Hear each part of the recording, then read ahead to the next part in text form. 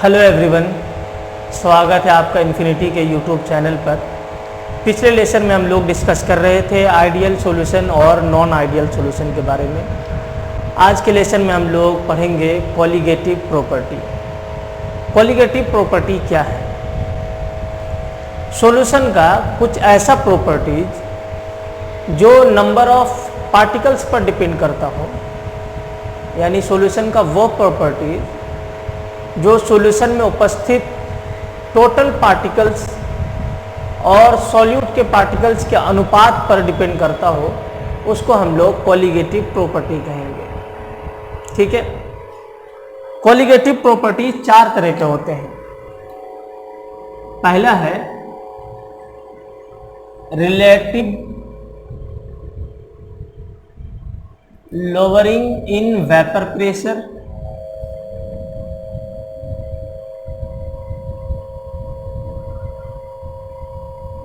Relative lowering in vapour pressure RLVP, relative lowering in vapour pressure. दूसरा elevation in boiling point,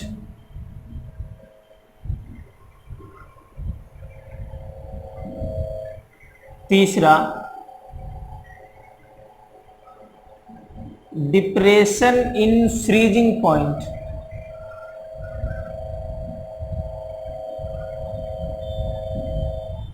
और चौथा osmotic pressure.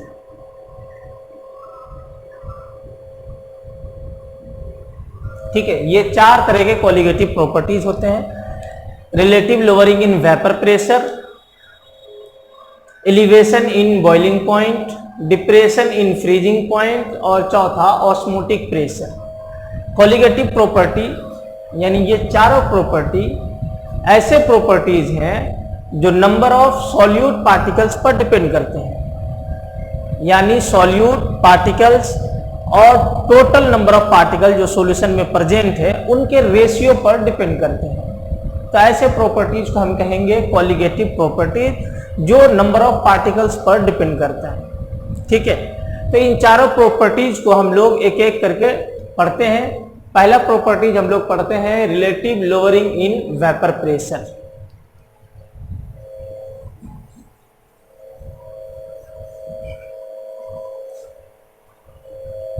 Vapour pressure पिछले lesson में हम लोग पढ़ चुके हैं। वेपर प्रेशर क्या है? लोअरिंग इन वेपर प्रेशर देखना है और फिर उसका relative lowering in vapour pressure देखना है। देखते हैं किस तरह से होता है। अगर आपके पास एक सॉल्यूशन तैयार करना है,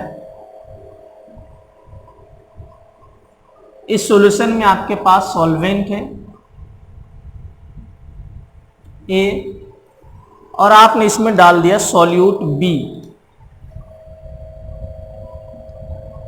सॉल्यूट B। ठीक है, ध्यान ये रखना है कि ये सॉल्यूट आपके नॉन वोलेटाइल होने चाहिए।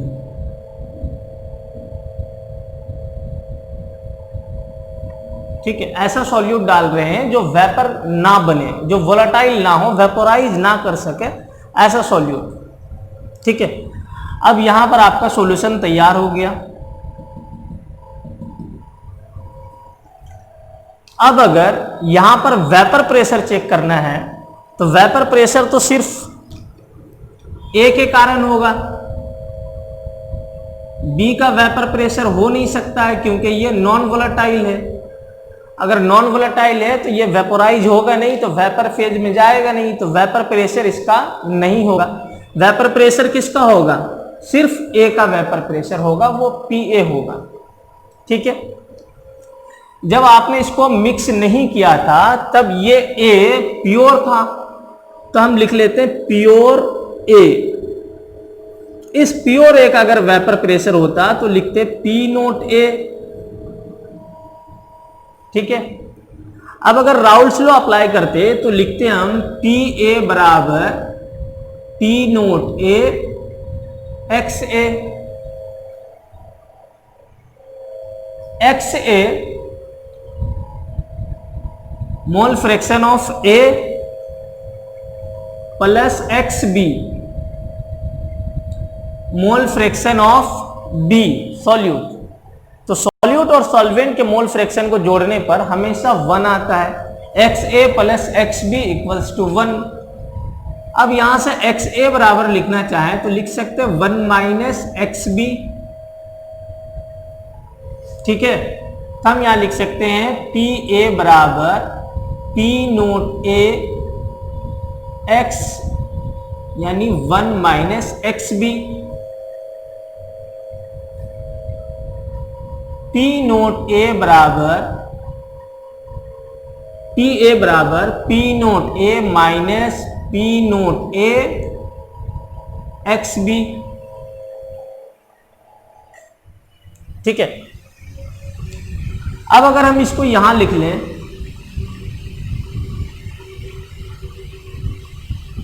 P naught A minus P A बराबर P naught A x B.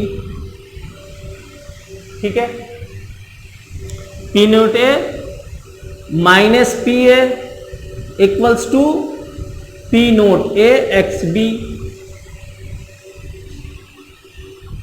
P naught A क्या है? P naught A vapour pressure है प्योर कंपोनेंट का। Vapour pressure of pure component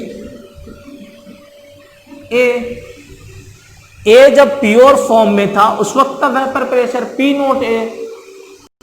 अब क्या हो गया है, सॉल्यूशन तैयार है। अब सॉल्यूशन मिक्स होने के बाद जो सॉल्यूशन तैयार हुआ है उस वक्त का वेपर प्रेशर है पी ए। पी ए किस वक्त का वेपर प्रेशर है? सॉल्यूशन का वेपर प्रेशर है। तो vapour pressure of component A in solution, जब सॉल्यूशन में है उस वक्त का वेपर प्रेशर है P A.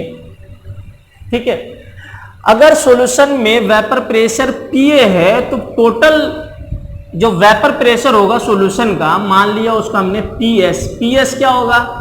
P naught A plus P B. P S P A plus P B. P B तो हो नहीं सकता है क्योंकि नॉन वोलेटाइल सॉल्यूट है। तो पी एस और पी ए क्या हो गया? सेम है। इसका मतलब वेपर प्रेशर ऑफ सॉल्यूशन क्या होगा? पी ए होगा। तो पी ए को हम क्या लिख सकते हैं? वेपर प्रेशर ऑफ सॉल्यूशन भी लिख सकते हैं। वेपर प्रेशर ऑफ सॉल्यूशन, और वेपर प्रेशर ऑफ सॉल्यूशन को हम लिख लेते हैं पी एस। ठीक है, यहां तक में कोई दिक्कत नहीं। अब अगर हम यहां चेक करें प्योर कंपोनेंट का vapour pressure minus vapour pressure of solution,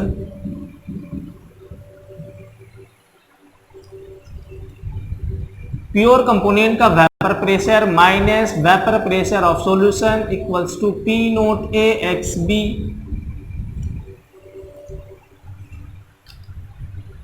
P naught A minus P S equals to P naught A x B.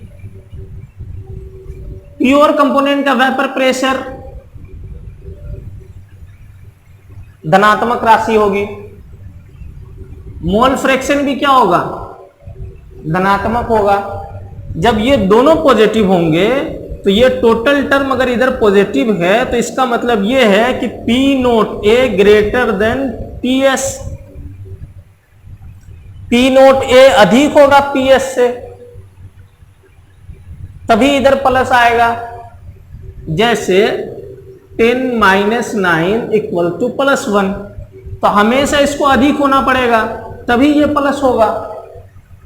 इसका मतलब पी नोट ए ज्यादा है और पी एस कम है।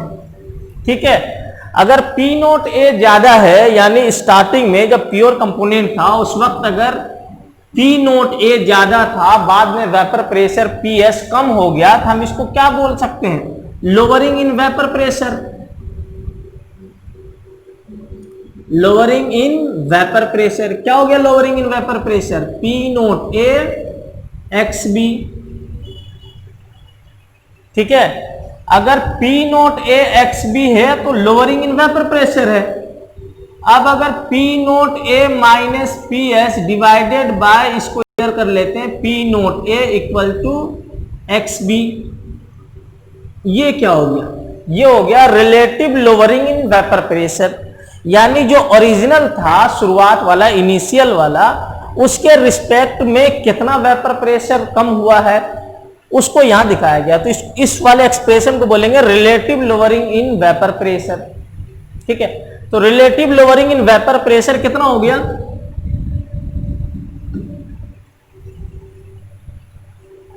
ये हो गया आपका P naught A minus P S divided by P naught A equal to X B. इस वाले टर्म को हम क्या बोल देंगे? Relative lowering in vapour pressure equal to X B. X क्या है? मोल फ्रैक्शन है बी का। बी का मोल फ्रैक्शन होगा तो क्या लिखेंगे? N B divided by N A plus N B. ठीक है, जिसका मोल फ्रैक्शन निकालना है उसका मोल ऊपर और नीचे टोटल मोल। टोटल मोल क्या हो गया? इसका मोल एन ए मान लिया और इसका मोल एन बी, तो ये हो गया total mole N B divided by N A plus N B. N B के मोलों की संख्या बहुत कम है, डाइल्यूट सॉल्यूशन बनाया गया है। एन बी के कंसंट्रेशन बहुत कम है यहाँ पर। हम ऐसा लिख सकते हैं, अगर ऐसा हो हम लिख सकते हैं N B divided by N A, N B divided by N A, ये हो गया relative lowering in vapour pressure N B divided by N A. N B mole क्या लिखेंगे? W B divided by M B, और N A W A divided by M A. तो formula क्या आ जाएगा? Relative lowering in vapour pressure का W B by W A into M B M A. ये हो गया relative lowering in vapour pressure का फॉर्मूला और एक्सप्रेशन।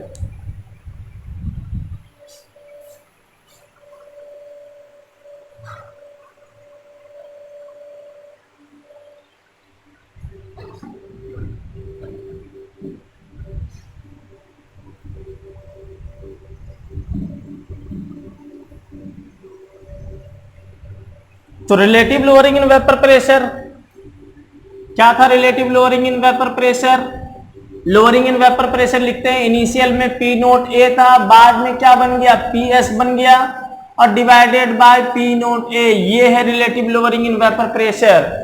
और लिखेंगे W B into M A divided by M B into W A. ठीक है, ये एक्सप्रेशन आ गया relative lowering in vapour pressure का। यहां पर W B, M B, W A और एम ए। डब्ल्यू बी क्या है? वेट